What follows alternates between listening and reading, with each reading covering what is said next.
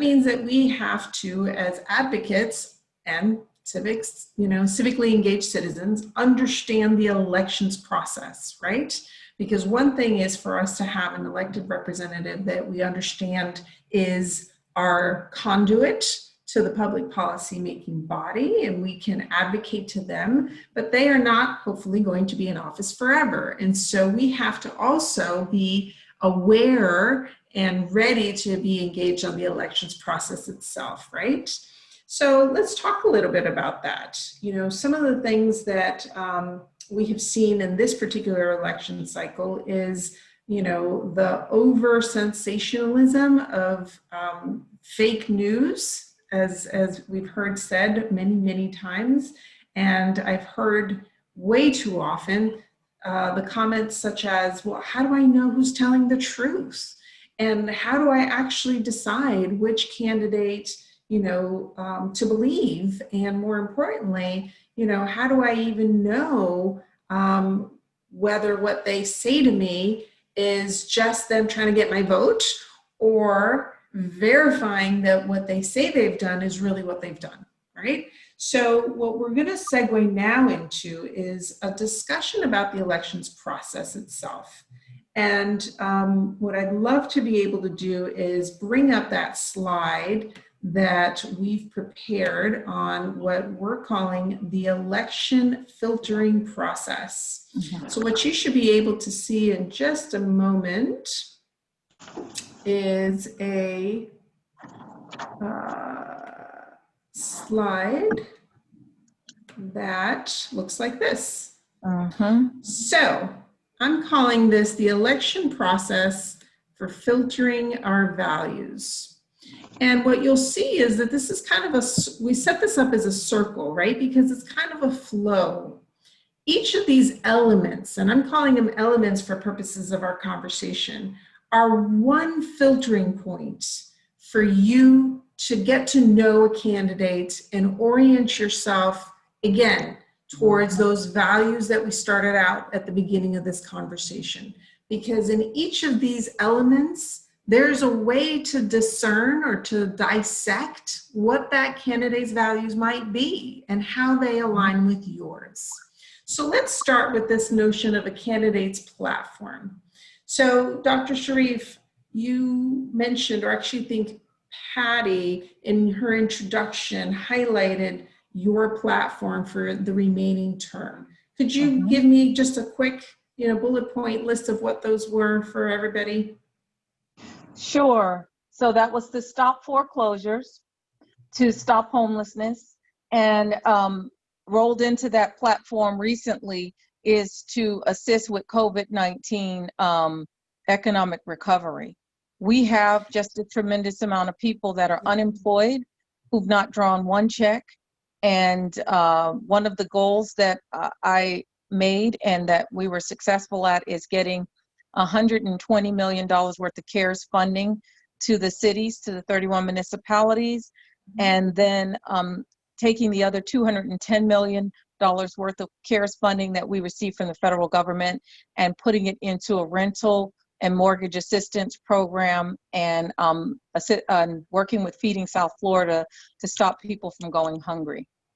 So it's amazing. That's what we've been doing. And so you've been able to articulate for us in, you know, bullet point format with specific example how your value for the dignity of every person and ensuring that they have a home and ensuring that they can come through COVID in a way that they're safe and that they're healthy and supporting businesses gives me a good sense of what your values are, right? So now let's try to discern, and I brought up some links here. I wanted to have a point of comparison for you.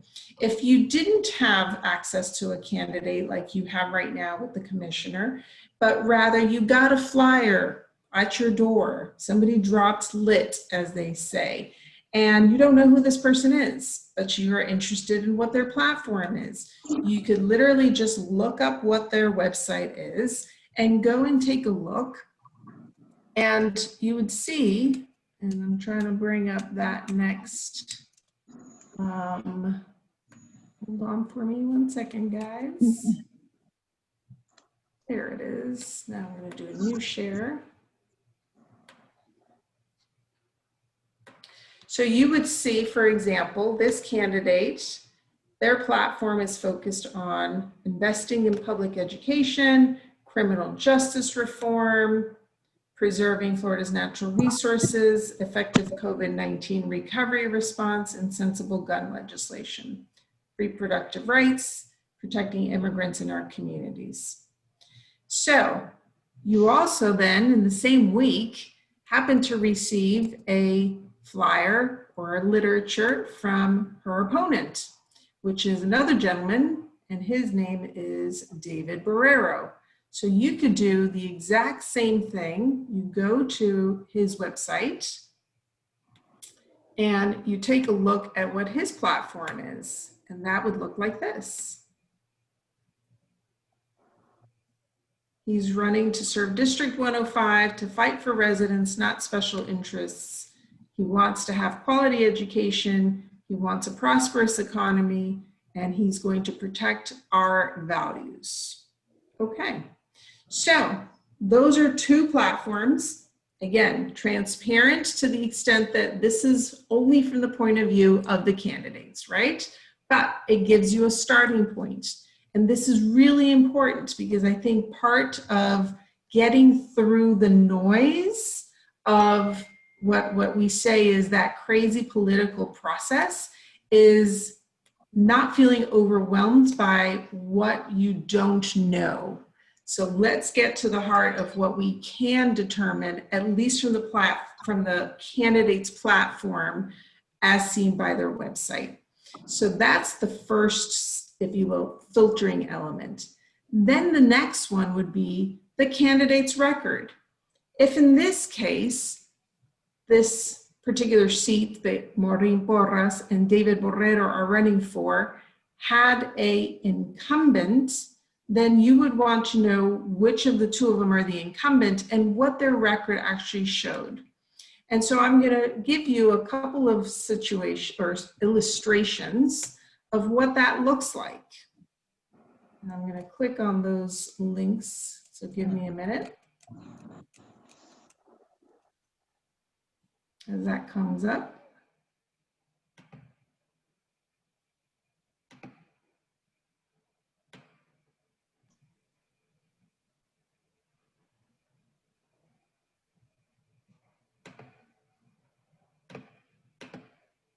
So this is an interesting tool. Do you all see it, Ballotpedia?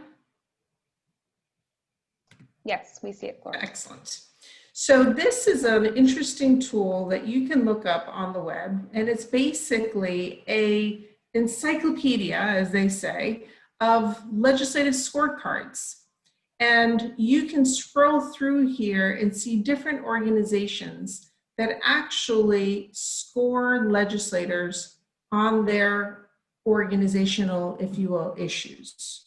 So if business is your focal point, you might be interested to see how legislators scored according to the Americans for Prosperity, or how they scored based on Associated Industries of Florida scorecard, or this Foundation for Florida's Future. So there's different organizations and then what I call the ecosystem that do this work on an annual basis. They have an agenda of items. They watch what the legislators are doing in Tallahassee and in local politics, and they score those legislators based on what their agenda items are. So that's another possible filtering point. If you can find an organization that you believe aligns closely with your values, then seeing how that legislator incumbent scores on these scorecards could be a very good filtering point for you. There are some caveats though. What do you all think might be a pitfall of these legislative scorecards? They're biased by the people who create them. So if it's a Republican group that creates it, they're going to make a Republican candidate look much better than a Democratic candidate.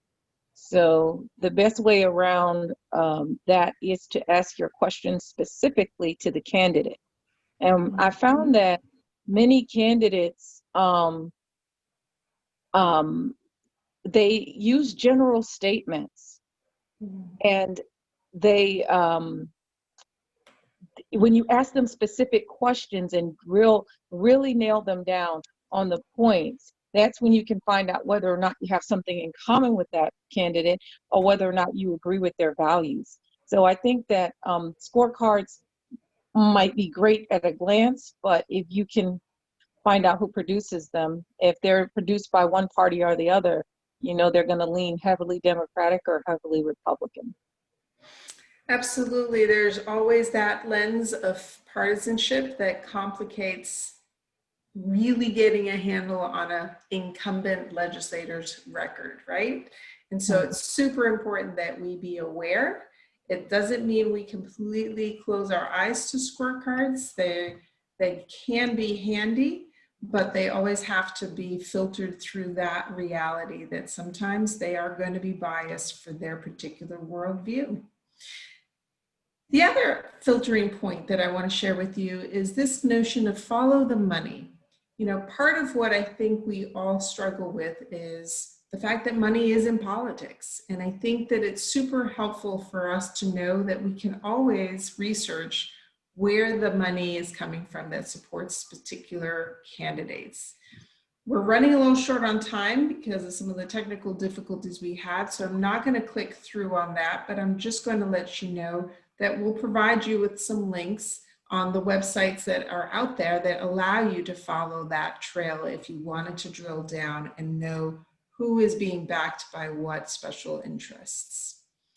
Another filtering point is endorsements. You know, this is an important part of the process. Sometimes it can be very heated and very partisan, but there are many organizations that endorse candidates, and that can be helpful for voters as they filter out who and what that candidate truly stands for, because these other organizations that perhaps we align with have validated that they are in agreement with that candidate's either qualifications or platform. Again, they have a pitfall, and that pitfall is that they're being endorsed specifically because of that organization's, you know, worldview, philosophy, partisanship, but it is part of the process. And then I think the last point that I wanted to highlight that the commissioner actually brought up is that town halls are really important, and they're really helpful because it's your chance as an engaged citizen to actually hear the candidate firsthand. And I gotta say, Commissioner Dr. Sharief, the first time I heard you speak, you came to the Homeowners Association at Southwest Ranches in your first election, and you got up on that stage and everybody else had just bored me to tears. And after you spoke, I sat up in my chair and I said to myself, that's who I'm voting for, because you were energetic, because you were authentic, you were direct, and you basically just impressed the heck out of me. So those town halls really make a difference. And I encourage you to, as again, civically engaged citizens and businesswomen, to look out for the, you know, notices from your homeowners association or a civic association, the League of Women Voters. There's different foundations that host these. And if all else fails and you don't get a chance to go to one of those, when you see that a candidate has been endorsed or not by your local newspaper, the Sun Sentinel or the Miami Herald or the Palm Beach Post, they are now posting on their website their interviews with the candidates. So in the absence of you being able to see them firsthand, you can literally play back their interviews with the editorial board at those newspapers and hear firsthand their answers to those reporters' questions, which can be very helpful, right? It gives you another point of perspective. So we're right at, I think we have 5 minutes, right, Yanine? Yes, okay. We have a couple more minutes, yes. So what I'm gonna do now is I'm gonna try something really ambitious again, because we are ambitious women.